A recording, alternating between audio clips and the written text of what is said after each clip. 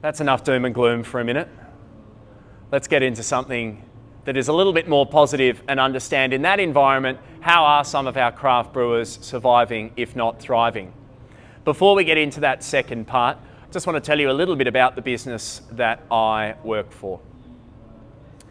East Coast Canning and Printing started as a mobile canning operator in the Australian market when the proliferation of craft brewers saw the opportunity to bring mobile manufacturing to people's venues and hospitality outlets so that they didn't have to build and invest in major manufacturing capabilities.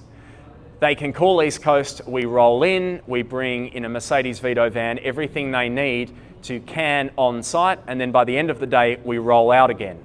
A concept that was grabbed from the US. And I'm not too aware of whether it exists in Asia either. We don't currently operate in Asia. This presentation is merely an offering of thoughts and a market snapshot for you, less a plug for our business, but of course happy to talk to anyone who is interested in that.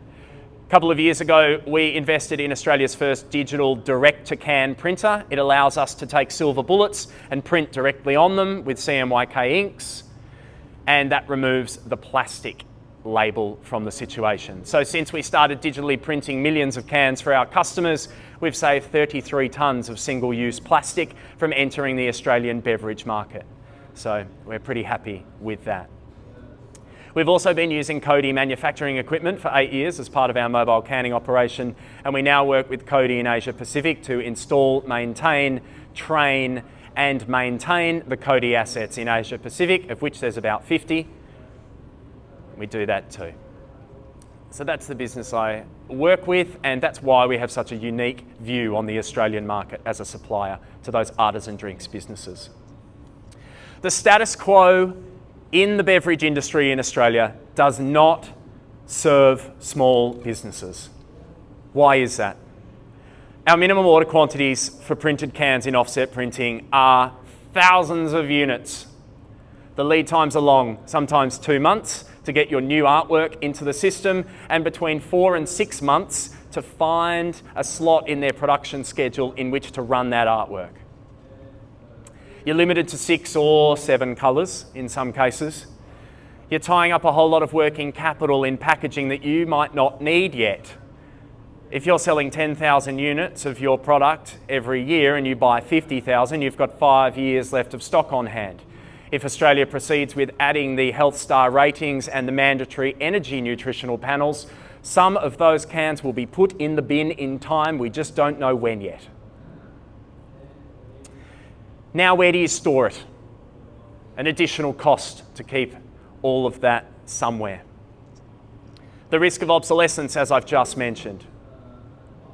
It's not really craft or artisanal to be making 50,000 of something that you want to test the market with either.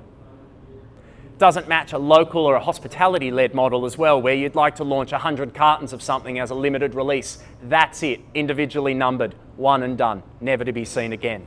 You don't need 50,000 cans for that.